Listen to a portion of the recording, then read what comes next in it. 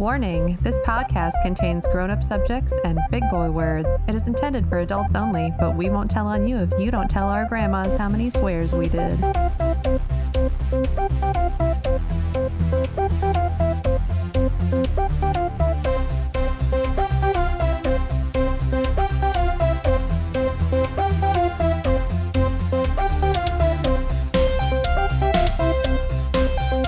Welcome to Only Mostly Thread, where three creative professionals thread our way through the frightening forests of peculiar posts, attempt to answer curious questions, and dive deep into Reddit's reserves, all to bring something special to you. I'm your friendly neighborhood film guy and hairiest host, Devin Hoy. I'm your metal musician and resident asshole, Lily Taylor. I'm your rambling writer and hostess with the mostest anxiety, Sarah Lorish. This Monday, if you're listening on the day it comes out, I guess. No. That's not how you start this. You have to go, Dungeons and Dragons, Satan's Game. Do you remember that from the 90s? I remember From the Satanic about Panic. that. I don't remember if you're referencing a specific thing. Oh, there were several like YouTube video bits that were, I think that one was like Dungeons and Dragons, Satan's Game. Your children, like it or not, are drawn into the occult. And a game like Dungeons and Dragons makes them feel special. Something like that. It was funny. That sounds nice. It was that nice. Sounds good. Yeah. Good for your kids. It's fabulous. If you know what I'm talking about, add us in the comments and let us know because it's a classic. Boy, why are we talking about this old commercial? Well, I thought you were going to follow it up with the words. That's typically what one would do on a podcast, isn't it? Yeah, most of the time. Well, yeah. This is a very special episode of Only Mostly Thread, which is one of the episodes where you'll realize why our title is Only Mostly Thread, because we're not looking at a thread at all this episode. Hey. We're looking at a movie that came out a week ago. What? That movie is called Dungeons and Dragons, Honor Among Thieves. Okay. Directed by John Francis Daly and Jonathan Goldstein. First of all, I am super bitter because I didn't find out that AMC was doing the tubs for the popcorn that were D20s until they were all fucking sold out. Like I found out about it the morning that we were going. That was the Sunday after it came out and they were already gone. Yeah, I saw the person in front of me get one in line and I was like, What? yeah, when we were at the concession stand, there was a girl who got a bucket. So I don't know. I just didn't realize it until after we got ours. I wanted it for the cup, like the lid on the thing They so that I could lied shake the to popcorn. us. They said that they were out and Well, we could got they there have before you pre-ordered guys it? did. I don't think so. I don't know. But maybe you can pre-order. Also, wait. You guys are talking about the D20 dice, right? Right. No, Yeah, she the had big a one a that holds bucket, popcorn like in it. a tub with a lid on it. So never mind this whole thing. Cut that.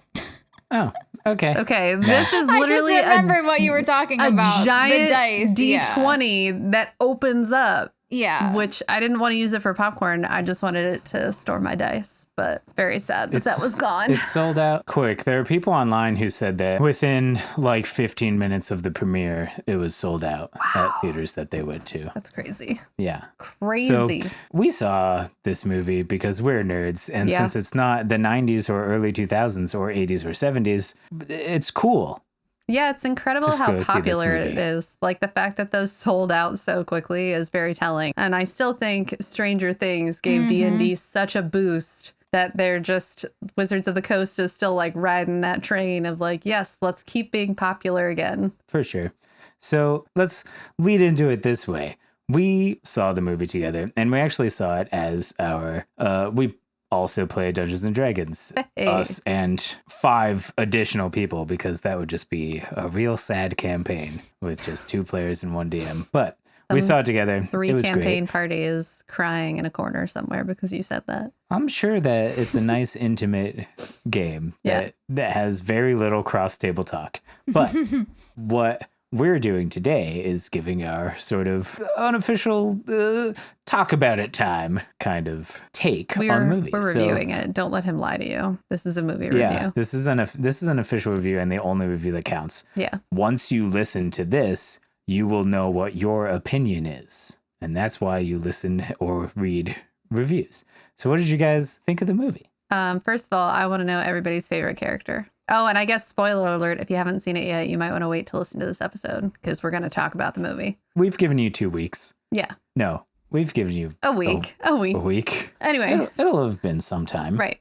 Favorite characters. Mine would definitely be the druid, Sophia Lillis's character. Yeah. But She was that's so probably cool. just because I'm the druid in our campaign and I'm new to D&D.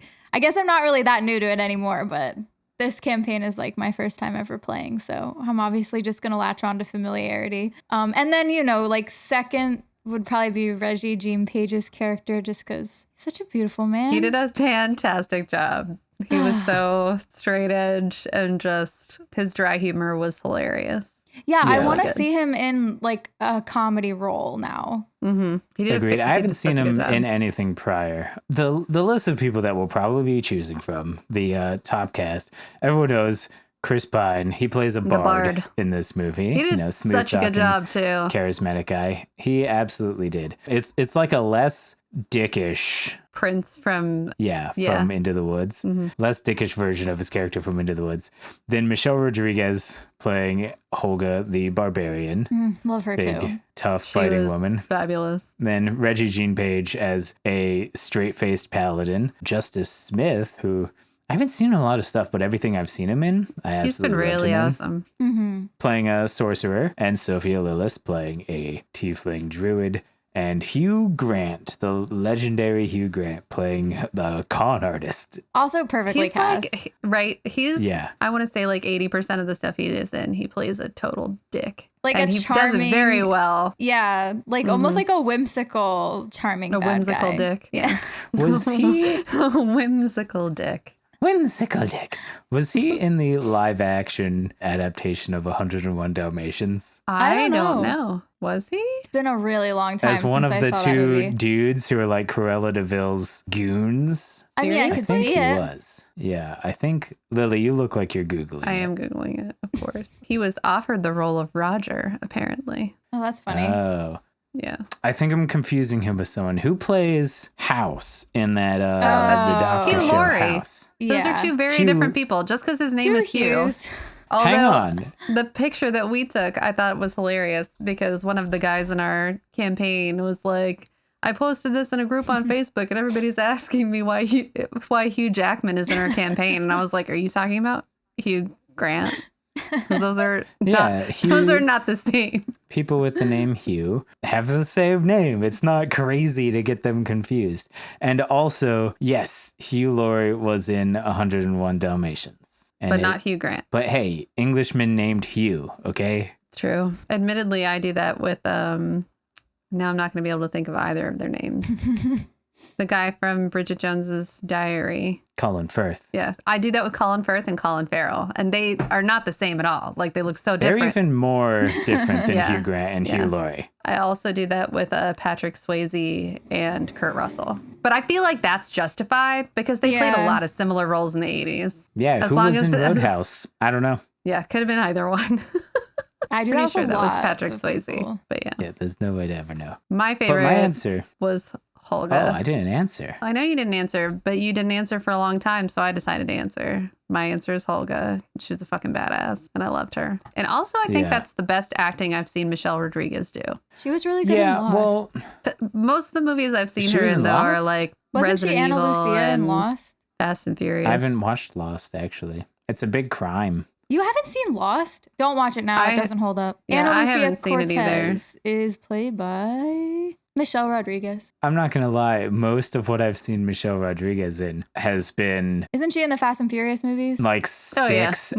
6 out of 9 Fast and Furious movies or something like that. Yeah, but that's like kind of corny, right? I've only ever seen like one. Oh, yes, yeah, but she's there's- this high. Yeah, she's good in Lost. She's real good in this movie, Honor Among Thieves. Let me tell you what. That was awesome. There's one part of the movie where I wasn't expecting to get to literally cry because of Michelle Rodriguez. Yeah, Right? Her acting did stand out in this Yeah. movie. Well, Yeah. because most And, of the like- time I feel like she plays the same type of character, and she kind of did, but she kind of didn't. It's like close. she was even compared to Fast and Furious, which is like family all the time, like I felt like her relationship with Kira was just so believable, and like she did such a good job of like showing how maternal she could be and like how emotional she was. Like she was really upset the entire time because her husband had left her while she was in prison, and that was just like something heartwarming that you wouldn't necessarily expect from that type of character, you know?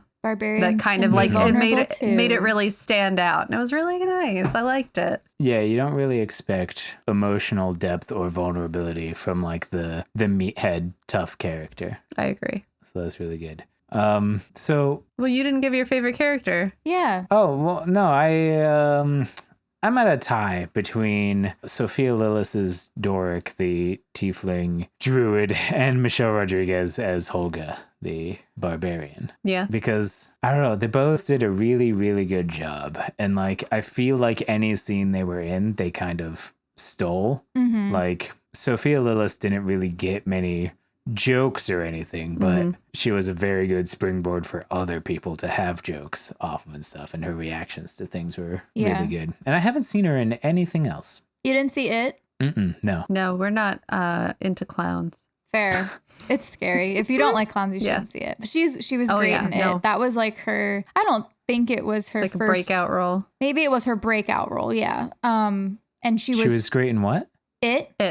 What? Oh my God. The movie It. I knew I shouldn't even have said anything. Just shut up. I can smack him for you. He's pretty far away, but I can find him. No. Yeah. But no, I loved in this movie like how relatable the moments were. Like you could tell that the people who wrote it like play Dungeons and Dragons and understood the campaign mechanics, and like there was the perfect amount of serious and the perfect amount of silly, and like you could tell you're like, oh, somebody rolled a fucking one there. Like it just really stood out to me as being the best Dungeons and Dragons movie that I think has ever been made. And there were 3 Dungeons and Dragons movies that I'm aware of that were made before this movie. They were not good. Were they the same sort of like, I don't want to say procedural, but it's like D&D procedural. Were they the same, like they just followed a campaign, like an adventure? I mean, most adventurous fantasy movies follow that kind of, like you could even say that about the Lord of the Rings, and it would be a thing because it's always the hero's journey. That's like a very common motif in fantasy. Yeah. I would say that, okay, so there's one that came out in 2000, and the good thing about it was Jeremy Irons. Yes. It wasn't that he was acting well, but Jeremy Irons is the bad guy in the 2000s Dungeons and Dragons movie that also stars Marlon Wayans and Justin Whalen, but it was not good. And 2000 was kind of a time when like D&D wasn't cool. It was known, but people still called nerds. So it didn't really, what I'm trying to say is it didn't really have a lot of like faith behind it. So it didn't have the biggest budget. It was kind of like a B movie, and it didn't really embrace much about Dungeons and Dragons. It was just kind of a generic B movie, fantasy movie where like, oh, the main character is a thief and he has to go steal a thing, but the bad guy's trying to get this scepter that controls dragons. That'll be bad. Yeah. The CGI does not hold up either. Also, if this puts it in perspective for you, the Honor Amongst Thieves movie that just came out has a Metascore of 72, 7.6 out of 10 stars on IMDb. Yeah, it was a good movie. Yeah. But the 2000s movie has a Metascore of 14. Oh, no. And 3.6 out of 10 stars, which I think is pretty generous. Yeah, I do think that's a generous score. Not super. But there were 2 sequels to that movie, and they were both. How does a sequel get funded for a movie that gets 3 stars? There was a different time. Like, I think. Well, and also the budget of the movie is like, all right, you can have $30,000. Go make a movie. Right? Yeah. Those didn't work. So I'm glad that this one is a big movie because surprisingly, and I still feel like I have to say surprisingly because genuinely surprised that one, this movie is really good, and two, like critics also think this movie is really good. Yeah. Yeah, like had I not known anything about D&D, like if I wasn't in a campaign and knew, like, I don't know that much. So the little bit that I do know, if I took that away, I would have still loved the movie. And I'm not even like a huge fantasy movie person, but I love a good hero's journey. And like also the family dynamics between the main party was very strong and emotional. And it just like, I don't know, if you can like if you can hit on the human condition and like relationships, you're going to have a good movie regardless. And I think that was smart of them to not just lean on D&D need to know, what's the word? Well, terminology was in there, but I didn't need it. They didn't lean on that, which was just made it really work for anybody, I think. I feel like there was definitely fan service intermingled, but it's not something that was so obvious that it made it uncomfortable for people who like weren't fans of D&D. Right. Like, well, like the freshly cut grass like you get thing. to ask this guy 5 questions and he was like, or no, the druid was like, why 5? Seems arbitrary. And to like people who play D&D, that's really funny because spells are arbitrary sometimes and it seems what silly. you're talking and like, about is a speak with the dead spell where in Dungeons and Dragons you cast a spell, a dead body becomes undead for the 5 questions that you ask, and after you answer the 5 questions it becomes dead again. And them just like saying that in the movie and being like, oh, that seems arbitrary, is like the kind of thing to what both of you were saying is like, that's a good chuckle, like, oh, yeah, if you know Dungeons and Dragons. But also, if you don't know Dungeons and Dragons, it's still funny. Yes, that seems arbitrary. That's funny for somebody to say about magic. Yeah, and also, I didn't know that. The practical effects were really impressive. Oh, yeah, they were. But yeah, that's 2 different things to talk about. Yeah, say what you were saying, Sarah.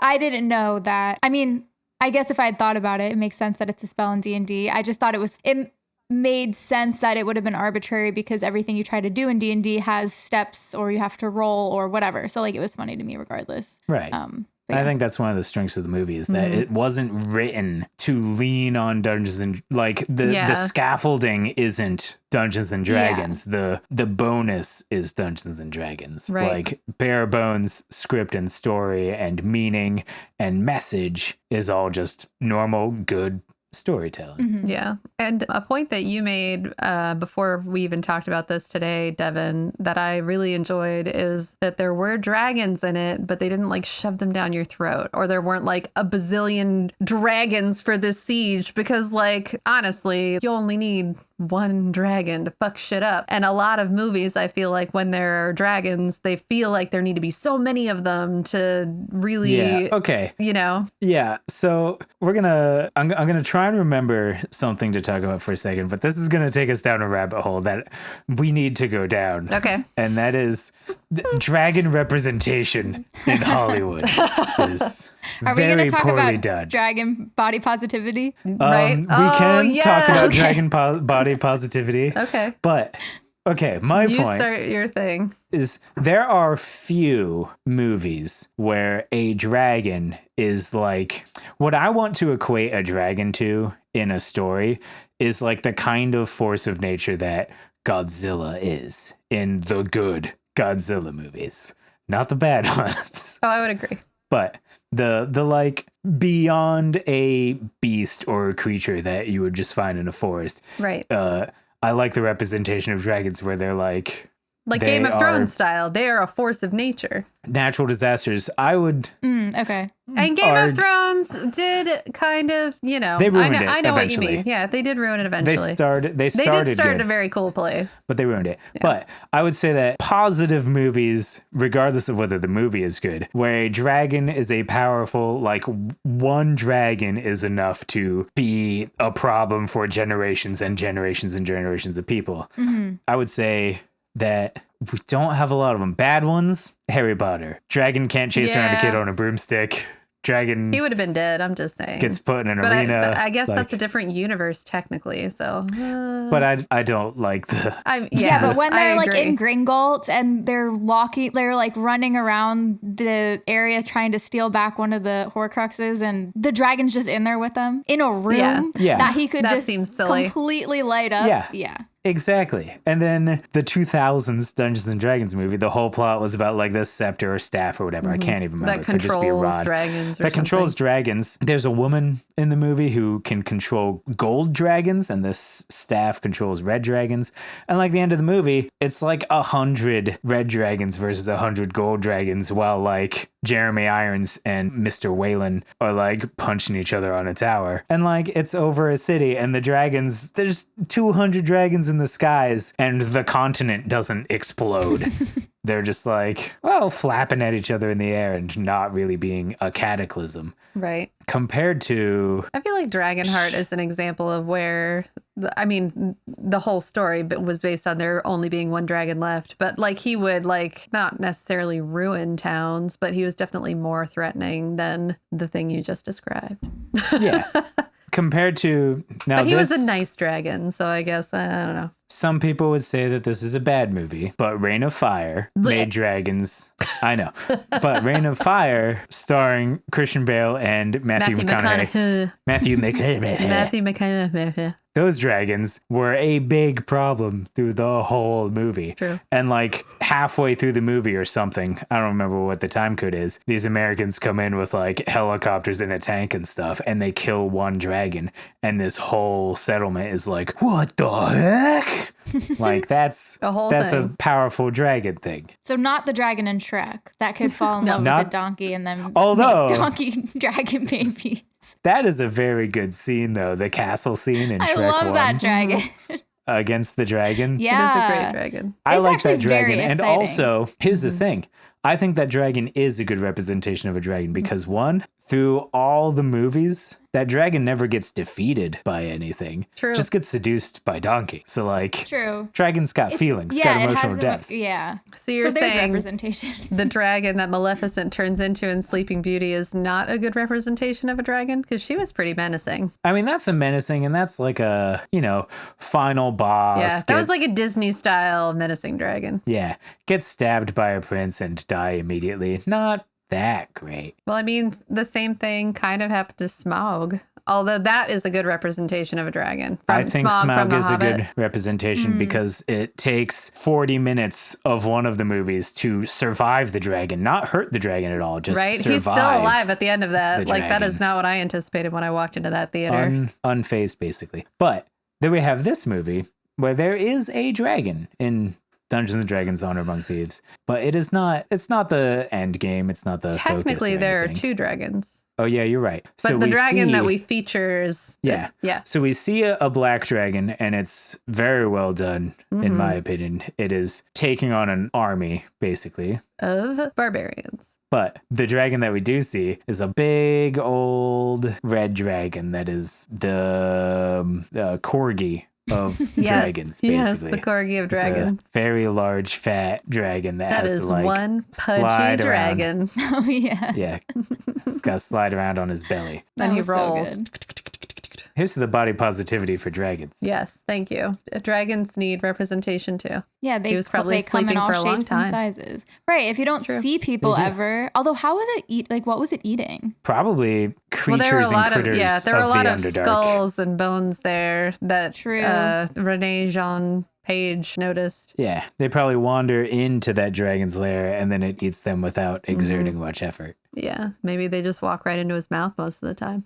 That dragon probably had a Yeah. really nice life up until, well, You know did what I it was die thinking? at the end? He's still I don't know. he's still alive. Nah, He just it's fell alive, I down. bet. Yeah, it just fell down. He Couldn't get back couldn't up. reach. His legs were too short, and those wings are not supporting that body weight. No, just did a lot of rolling. Do you know what should exist as a fantasy world building sort of thing? And maybe I don't want to throw this idea out there to get stolen because all of my fantasy ideas become Right? big movies and Yeah, be stuff. careful, Devin. But Yeah, it seems like every time Devin thinks of a cool thing, then there's like a book released on that topic or something. or a movie Or a movie. Critical Role happens. Yep. But since it happens anyway, since my FBI agent who like monitors He's kind of a dick. for yeah, So rude. he's monitoring for like terrorist activity and stuff like that, but he's also like, hey, I can get some sweet bucks if I pitch these fantasy ideas to people. Yeah, helping everyone except for you profit off of your ideas.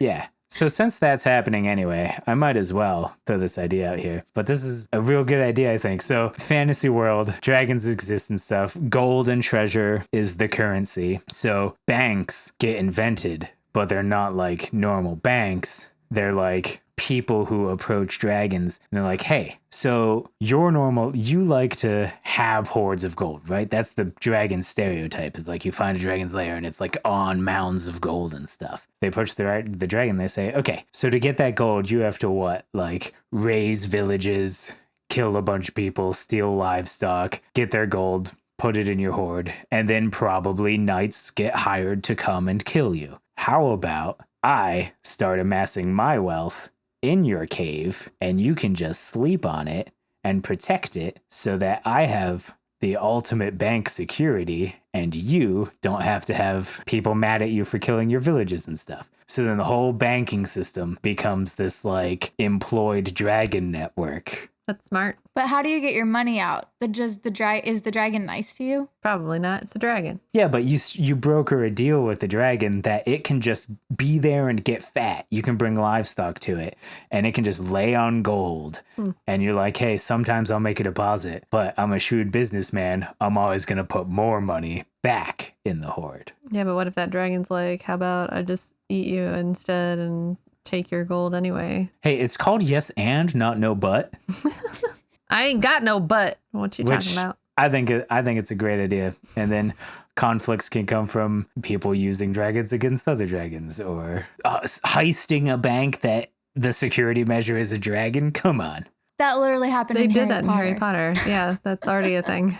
But it was exciting. Yeah, but that whole Except I take Just talked giant. about this, Devin. Yeah, but that scene doesn't count because that scene's stupid because the main characters are casting unforgivable curses and like, I'm still a good person. Shut up, J.K. Rowling. I mean, I hypocrite. agree with that statement. Yeah, same. She really Yeah. should stop talking most of the time. It's not okay to cast unforgivable curses just because they're goblins, you twat. But speaking of yes and, I feel like that is my biggest takeaway from the Dungeons and Dragons Honor Among Thieves movie, is that the whole thing seems like it's a big embrace of yes and. Which, if you play Dungeons and Dragons, you know, and if you don't play Dungeons and Dragons, that is a big component of having a good, healthy group of people having a good time, is a bunch of yes and. There's a lot of improv, and I think that while this movie, we know it's Not scripted and improvised. stuff, it's a movie, but it embraces like the feeling of yes and, like things I would go agree. in a progression that isn't stifled and oftentimes doesn't feel like this is happening because it has to happen. It feels like this is happening because it's a yes fun escalation of what just happened. Or Yeah. like a realistic idea that somebody might really have that isn't perfect, but like is Yeah. realistic for the time frame that they get to come up with that idea. And then it might not work. Yep. And then they have to go off of that, which was fun. Yeah, Because that's that was really what fun. happens in D&D too. Yep. Yeah, It was no like, matter- well, that went tits up. What next? Yeah. No matter what you do in Dungeons and Dragons, you will plan for 2 hours, and then you will begin to execute that plan, and it'll fail in 6 minutes. And then you'll have to wing a bunch of new plans on the fly. And it happens so often that did we not dub one of our grand plans, literally call it tits up? Yes, we did. Yep. Because that's Did it what go it would go tits up? anyway. Probably. Oh, it sure in did. Probably course in it did. every way. Yeah.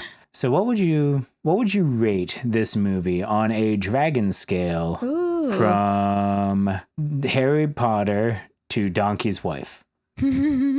To dumb, what is it? Is it a horntail? Hungarian Is that the horntail. one that from a Hungarian horntail who can't fry a student or an audience of 100 people, even though it's very hungry and wants a snack, to Donkey's Wife, who is the ultimate bay dragon who can solve any problem with fierceness?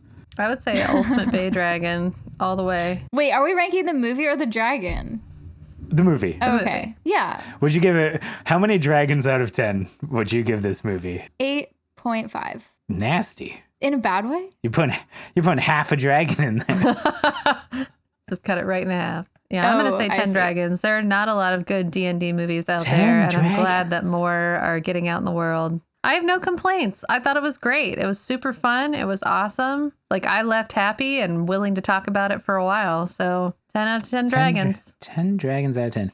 I'm going to put it at 9 dragons out of 10. I'm going to put it at a healthy Smaug. It can still get shot down by the person who is not Orlando Bloom, but he looks a heck of a lot like Orlando Bloom. He's also Gaston in the Beauty and the Beast live action remake. Well, he looks less like Orlando Bloom in Beauty and the Beast. Isn't it Zach Braff? Gaston. Gaston. Luke Evans. Luke Evans. Yeah. Right. He knows who it is. He's just being silly. I'm going to give it a healthy 9 dragons out of 10, which to me is Smaug level, because I can't specify something bad about the movie. It was a really fun movie. It like hit all the marks for me. I had a really great time and I was smiling the whole time and I came out happy. I came out of the movie happier than I was when I went into the movie, and I went in pretty happy. But there wasn't... That's so cute. That's there just wasn't, precious. There wasn't any masterpiece like, holy smokes, in the movie, which is the one thing that'll keep it away from a 10. I'll reserve a 10 exclusively for those kind of things. That's fair. I don't think it needed it personally, but yeah, it didn't. And 9 is highest score you can get without being a masterpiece for me. Yeah, and I left happy 91% on tomato meters for Rotten Tomatoes. So get your butts out there and go see it. It's awesome. That's our review of Dungeons and Dragons Honor Among Thieves, which averages at a 9.25 according to us, which means go watch it. Not sponsored. Nope, we're not getting paid for this. No, we paid them to watch the Wizards movie. of the Coast doesn't even know who we are. We're ants to Hasbro. Yeah, and we saw it in IMAX, so we paid even more. I was surprised at how cheap the IMAX ticket was compared to what I was expecting an IMAX ticket to be. Because anytime I've been faced with IMAX, I haven't actually looked at the price. I've just been like, well, I'll be fine watching it normal. Yeah. Imagining that it's like $10 more or something. And in reality, it was probably like $3 more. You know what's funny? The first movie I ever saw in IMAX was also a Chris Pine movie. Oh. Star It was Trek? the Star Trek reboot. The Kelvin timeline. Blech. We can do a review on that some other time. I'll have a lot to say. Oh, okay. Not today. Not today. That's a little different episode for you guys. Shaking things up and spreading positivity for a positive piece of creative art. So go get your butts in those theaters. Go watch yourself a Pudgy Dragon. Or don't, because I'm not your mom, and you can probably watch it for free if you're like, well, free in quotes if you're subscribed to a streaming service. Don't listen it's to one him. of those. Go see this movie. It's really good. Yeah, it's worth it in the You'll be theater. happy. It's worth it. I ain't no shill. Sneak in. Don't do that. Put a bet. Don't do that. That's what we get did. an extra. Terrible advice. She winked, listeners. Get an extra large popcorn, dump all the popcorn out, put it on top of the head of the usher. That way you can sneak past him no problem, because all he can see is the gooey, buttery insides of a popcorn bucket. Easy.